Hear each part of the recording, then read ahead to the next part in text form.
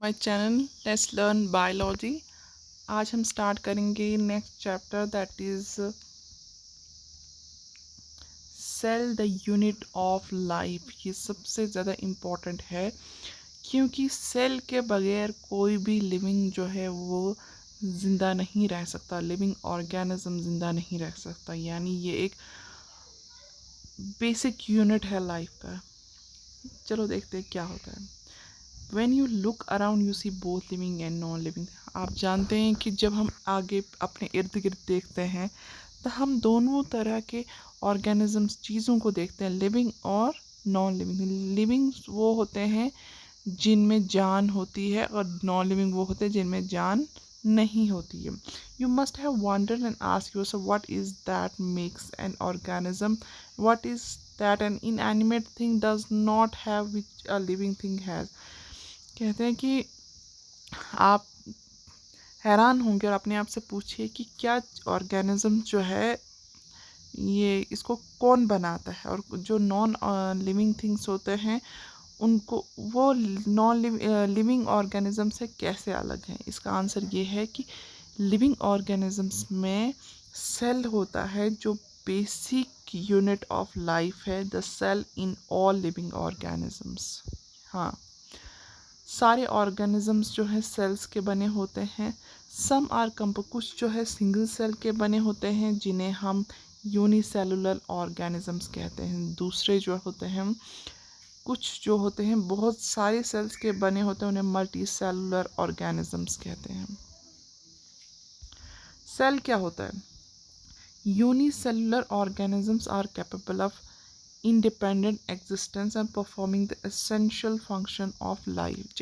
जो single cell होते हैं, जिनमें सिंगल सेल होता है, वो क्या करते हैं कि वो इंडिपेंडेंट अपनी लाइफ जी सकते हैं और वो क्या कहते हैं इम्पॉर्टेंट एसेंशियल फंक्शन जो जितने भी हैं उनको परफॉर्म कर सकते हैं, जैसे digestive system, reproductive system, respiration, digestion, absorption, circulation, वो सब जो है एक सेल कंप्लीट करता है। एक सेल जो है सारा काम करता है। Anything less than a complete structure of a cell does not ensure independent. अगर किसी भी चीज़ में सेल नहीं होगा तो वो एक इंडिपेंडेंट लाइफ नहीं जी सकता। Cell is the fundamental structure and functional unit of all living organisms.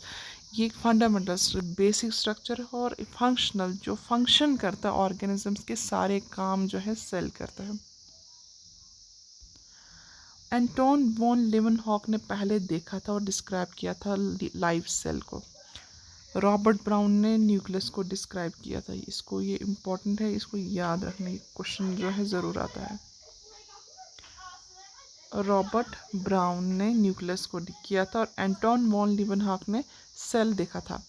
जो इन्वेंशन हुई थी माइक्रोस्कोप और इसकी इम्प्रूवमेंट, इससे क्या हुआ, इससे इलेक्ट्रॉन माइक्रोस्कोप जो है बना और इसने ही सेल की सारी स्ट्रक्चरल डिटेल्स निकाली। अब हम पढ़ेंगे सेल थ्योरी। 1838 में माल्थियस क्लेडिन जर्मन बोटेनिस्ट थे, उसने एग्जामिन किया लार्ज नंबर ऑफ प्लांट्स और देखा सारे प्लांट जो हैं डिफरेंट टाइप्स के सेल्स के बने होते हैं जो टिश्यूज़ बनाते हैं। प्लांट्स में सेल्स ही टिश्यू बनाते हैं। जब एक सेल होगा तो वो सेल होगा, जब ये बहुत सारे सेल्स मिल जाएंगे तो वो टिश्यू बन जाते हैं। जब ये सारे टिश्यू इकट्ठे हो जाते हैं तो जैसे ये अलग अलग टिश्यू है, ये जब इकट्ठे हो जाएंगे तो ये ऑर्गन बनाएंगे। ठीक है, ये ऑर्गन बनाएंगे। जब ऑर्गन सारे इकट्ठे हो जाएंगे तो ऑर्गन सिस्टम बनाते हैं।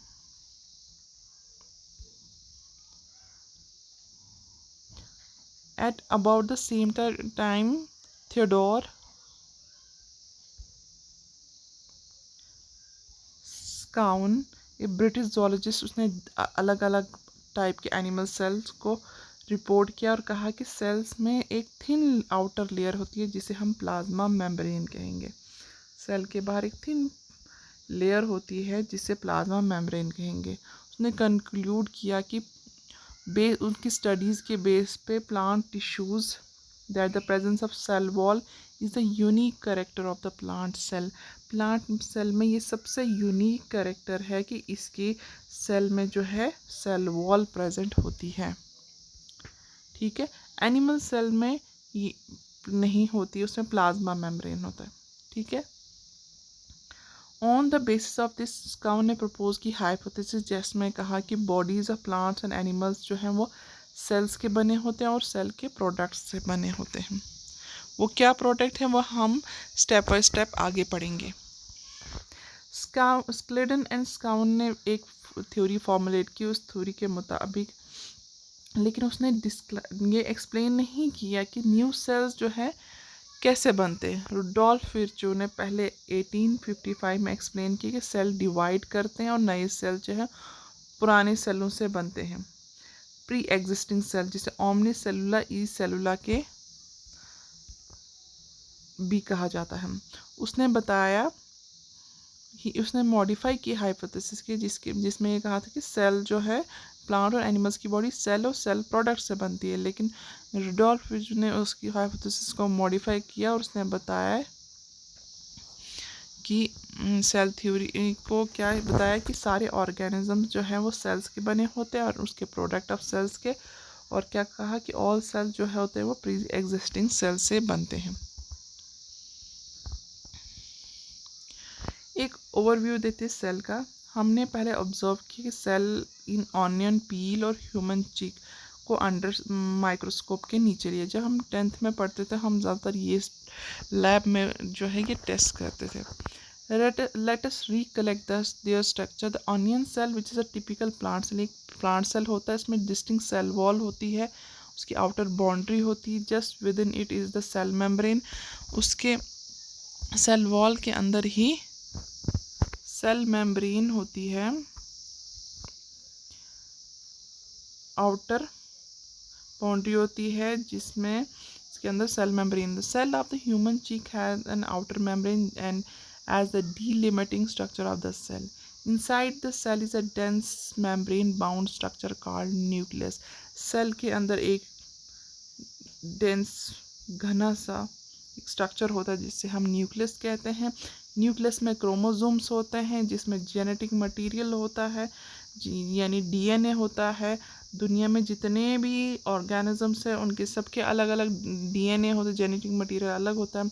सेल्स दैट है मेम्ब्रेन बाउंड न्यूक्लियाई और कल यूकैरियोटिक सेल्स। जिन सेल्स में न्यूक्लियस होता है उन्हें हम यूकैरियोटिक सेल्स कहते हैं। जिनमें मेम्ब्रेन बाउंड न्यूक्लियस नहीं होता उन्हें प्रोकैरियोट्स कहते हैं। In both prokaryotic and eukaryotic semi fluid matrix cytoplasm occupies the volume of the cell. अच्छा ये तो सेल हुआ, ये न्यूक्लियस हो गया, इसके बीच में जो ये है ना ये खाली जगह, इसको कहते हैं हम साइटोप्लाज्म। साइटोप्लाज्म जो है मेन एरिना है सेलुलर एक्टिविटीज में बोथ ऑन प्लांट। ये जो साइटोप्लाज्म इसी में सारी एक्टिविटीज़ होती हैं सेल की, ठीक है। Various chemical reaction in it to keep the cell in the living state. बहुत सारी केमिकल रिएक्शंस यहाँ पे ही होती है साइटोप्लाज्म में। बिसाइड द न्यूक्लियस के अलावा eukaryotic cell have other membrane bound distinct structure organelles. Nucleus के अलावा उसमें क्या होती हैं दूसरे ऑर्गेनलीज कहते हैं। साइटोप्लाज्म में क्या क्या होता है, वो पानी से भरा हुआ होता है, तो उसमें क्या क्या चीज़ें होती हैं उसमें वो पढ़ेंगे हम, उनको ऑर्गेनलीज कहते हैं। पहला होता है endoplasmic reticulum, Golgi complex, lysosome, mitochondria, microbodies, vacuoles. Prokaryotic cells like such membrane. Prokaryotic cell में ना न्यूक्लियस होता है तो नहीं ये ऑर्गेनलीज होती है। Ribosomes are non-membrane bound organelles found in all the cell both eukaryotic and prokaryotic. Ribosome दोनों में प्रेजेंट होता है, ये इसमें मेम्ब्रेन बाउंडेड नहीं होते हैं। Within the cell ribosomes are found not only the cytoplasm but also within the two organelles chloroplast in plants and mitochondria on rough endoplasmic reticulum.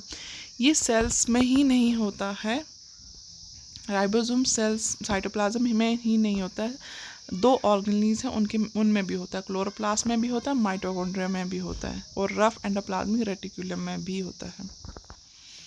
Animal cell contains another non membrane bound organelle जिसे centriole कहते हैं। ये भी इसमें भी ये भी non membrane bound ऑर्गेनीज होते हैं जिसे सेंट्रोल कहा जाता है। वो हेल्प करता है सेल डिवीज़न में, सेल को डिवाइड करने में हेल्प करता है।